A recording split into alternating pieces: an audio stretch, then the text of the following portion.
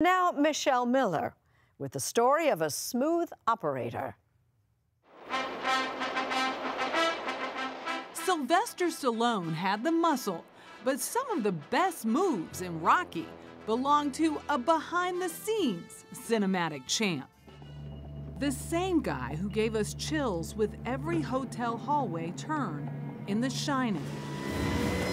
And also made sure audiences had a forest chase to remember in Return of the Jedi. It consists of 4 things that make it work. Meet Garrett Brown, a one-time folk singer who revolutionized movies with the Steadicam. How would you describe yourself? I'm an inventor. I think I'm a better inventor than I ever was cameraman or director. You single-handedly changed the way the world views film. Wow. Wow, but true.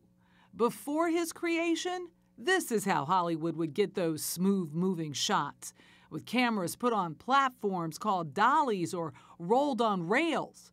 Anything handheld would shake and bounce. Garrett Brown figured out a better way. In 1974, this was his solution: the camera stabilizing system, or Steadicam, where no matter how you would tilt the camera, the picture would always remain level. When you walk around, you know, your shot, what you see doesn't jerk around, doesn't jump, you know, does it? We have this wonderful little stabilizer in our heads. The inner ear tells your eye muscles what to do. So, I mean, if you do this, move your head up and down, looking at me, you know, that's stable, right? This is handheld. And that's why we don't love handheld. You don't like that. And action. Brown paved the way for Steadicam operators like Michael Craven. Garrett's invention has given me the ability to express myself through a moving image in a way that has never been possible before. It's really quite incredible. In the mid-1970s, Garrett made a Steadicam demo film of his girlfriend, now wife, running in Philadelphia. Producers took notice. So did the director of a low-budget boxing film. If you had never used the steps for the Philadelphia Art Museum in your demo, chances are Rocky would never have used the steps or never run the steps. Possibly, yeah, probably. That most iconic scene might not be there. Yeah. How do you feel about that? That's an invention. I love it. I love it. With Rocky, offers started pouring in for Brown, like from Stanley Kubrick, who asked him to work on The Shining. The maze, yeah.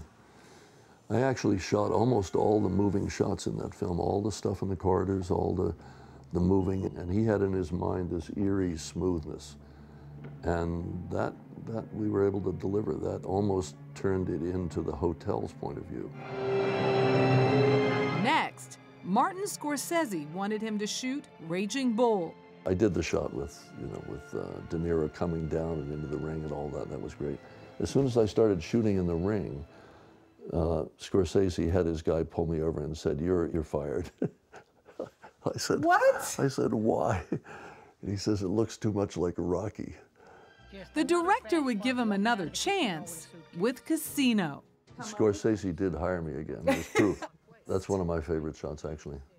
The Steadicam was a game changer, says University of Pennsylvania film professor Peter DeCherney. For the first time, you could have a smooth experience of moving through space, much more closely to our natural experience. That was the cameraman's perspective. What was the audience's perspective? It allowed the audience member to feel really connected to the experience of the camera, so you could move through space in an almost embodied way. The 75-year-old, who won an Oscar for his technical achievement, had big ideas beyond the big screen. His many innovations include the Skycam, the Flycam, the Dive Cam. He even has a mini Steadicam for a smartphone.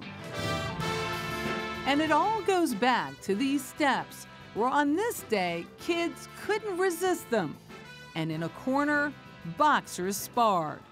Does this ever get old? No, it's fantastic. I love it up here. And what better way to celebrate Garrett Brown and his creation than by recreating the shot he made famous all those years ago. Let's go. Are you Come on. doing it? You really